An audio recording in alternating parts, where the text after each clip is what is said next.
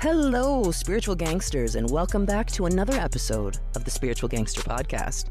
I'm your host, Amanda Pieraldi, and today we're diving into a topic that hits deep in the heart space: sacred sisterhood and soulful connections.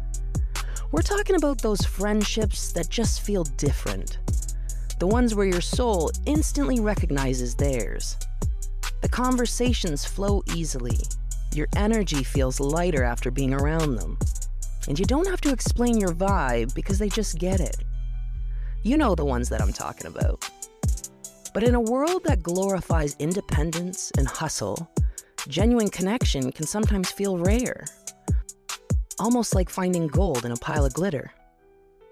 Today, we're exploring how to attract those soul-aligned connections and how to nurture them with grace, intention, and authenticity.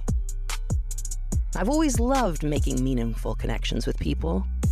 I'm the type who can be standing in line somewhere and somehow end up having a heart-to-heart with a total stranger. There's just something beautiful about seeing beyond the small talk and into someone's energy, into who they really are. And for me, some people are just an immediate click.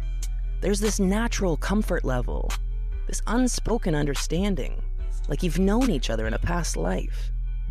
You meet them and you think, oh, there you are. But over time, I've also learned that not all close friendships are meant to last forever. And that's not something to take personally. It's part of the rhythm of life. People can only meet you as far as they've met themselves.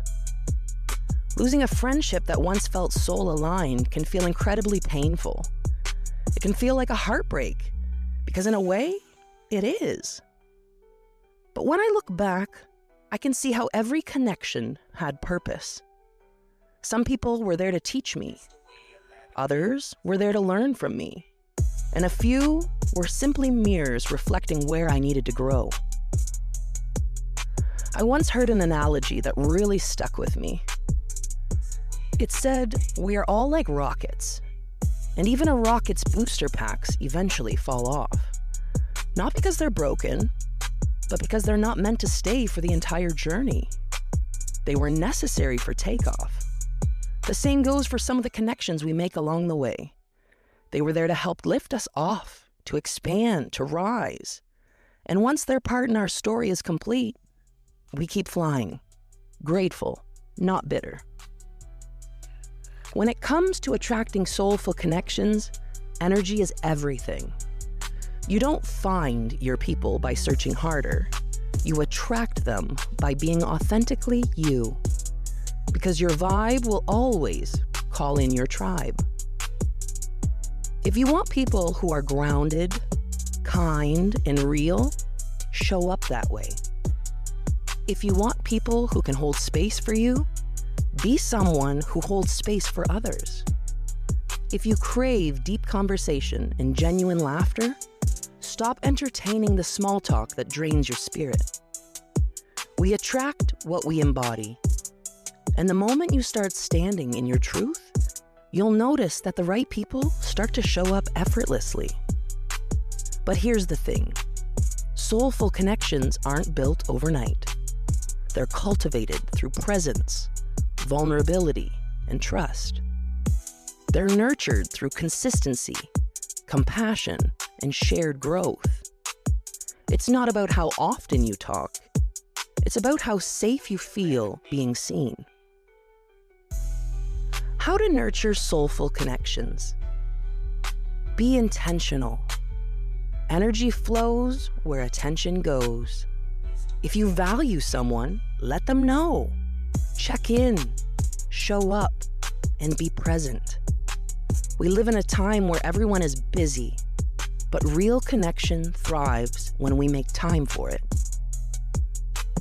Lead with vulnerability. The most magnetic people are the ones who aren't afraid to be real. You don't have to have it all together. Authenticity is the glue that binds soulful friendships. Honor energetic reciprocity. Pay attention to how your body feels after spending time with someone. Do you feel inspired or drained? Seen or dismissed. True sisterhood isn't about keeping score. It's about mutual upliftment. Celebrate. Don't compare. The divine feminine rises when we cheer for each other. Jealousy is an illusion of separation. What's meant for you will always find you, and your sister's success doesn't take away from your shine. Let go with grace. If a connection starts to fade, don't chase. Bless it, release it, and trust that its chapter in your story is complete. Love doesn't have to end for a bond to evolve. Reflection moment. Take a moment and think about the women or people in your life who make you feel seen, safe, and inspired. Who are the ones who encourage your growth and call you higher? Now think about how you can pour back into those connections. Send the text. Schedule that coffee date. Speak your gratitude out loud. And if you're in a season where you feel like you don't have your soul tribe yet, please don't lose hope. The universe has a divine timeline. The right people will enter your life when you are energetically aligned to receive them. Keep doing your inner work.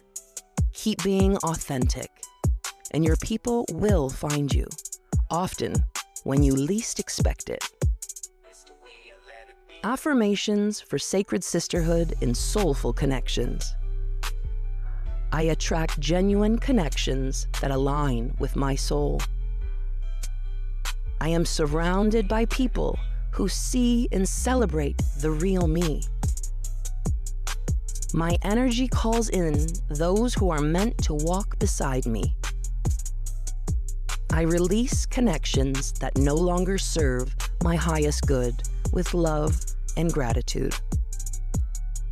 I am magnetic to soulful friendships rooted in authenticity, compassion, and trust.